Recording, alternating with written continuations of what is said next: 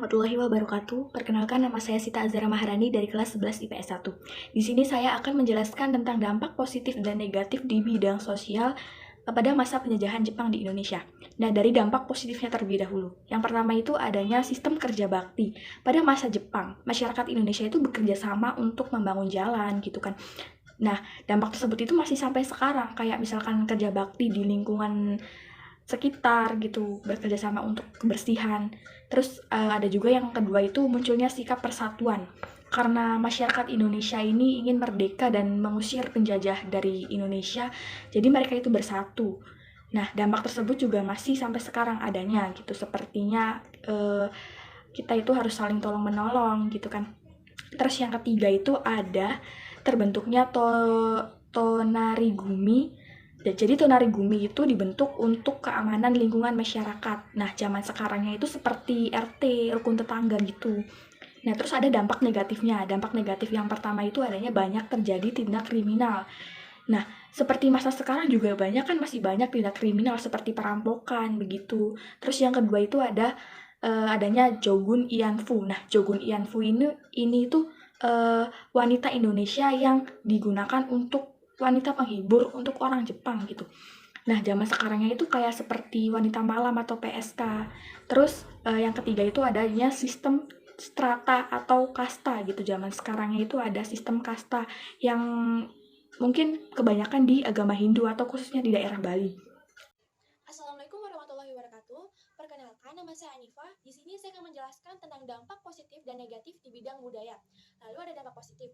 Yang pertama itu mendirikan sekolah-sekolah seperti SD 6 tahun, SMP 3 tahun, dan SLTA, dan masih digunakan sampai saat ini.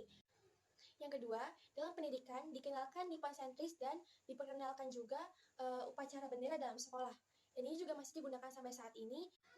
Lalu yang ketiga ada Jepang membentuk Persatuan Artis Film Indonesia atau Persafi. Persafi mendorong artis-artis profesional dan amatir Indonesia bereksperimen dengan mementarkan lakon-lakon terjemahan bahasa asing ke bahasa Indonesia seperti sandiwara. Selanjutnya, yaitu ada dampak negatif. Yang pertama itu pelarangan terhadap buku-buku berbahasa Belanda, Inggris, yang menyebabkan pendidikan yang lebih tinggi terasa mustahil. Dan itu sudah tidak digunakan lagi pada saat ini. Sekarang gantinya adalah menggunakan bahasa Indonesia. Dan yang kedua, banyak guru-guru yang dipekerjakan sebagai pejabat-pejabat pada masa itu yang menyebabkan kemunduran standar pendidikan secara tajam. Yang ketiga, adanya pemaksaan yang dilakukan oleh pemerintah Jepang agar masyarakat Indonesia terbiasa melakukan penghormatan kepada Tenno atau Kaisar. Assalamualaikum warahmatullahi wabarakatuh. Perkenalkan, nama saya Aisyah Hadinsa. Di sini saya ingin menjelaskan tentang dampak positif dan negatif di bidang ekonomi pada masa penjajahan Jepang. Yang pertama ada dampak positif, yaitu pertama didirikannya Punyai, yaitu koperasi yang bertujuan untuk kepentingan bersama. Yang kedua, diperkenalkan sistem baru bagi pertanian, yaitu line system.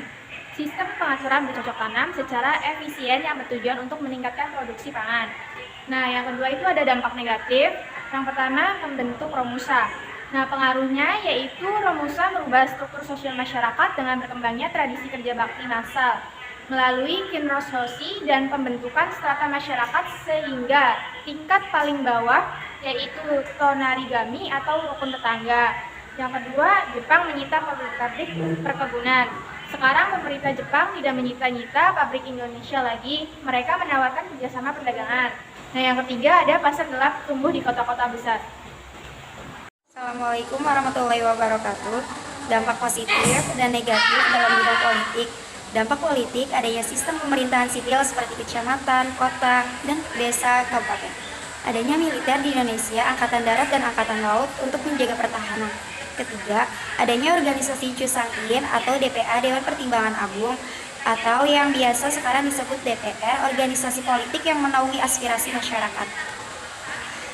Dan ada juga dampak negatif. Dampak penjajahan Jepang dalam bidang politik di Indonesia ternyata tidak hanya mengakibatkan dampak positif. Ada juga dampak negatifnya. Ini meliputi Jepang melarang kegiatan yang berbau politik, kemudian pemerintahan Jepang membubarkan organisasi politik yang sudah ada. Yang kedua, Jepang melarang adanya perkumpulan atau orang-orang yang mengadakan perkumpulan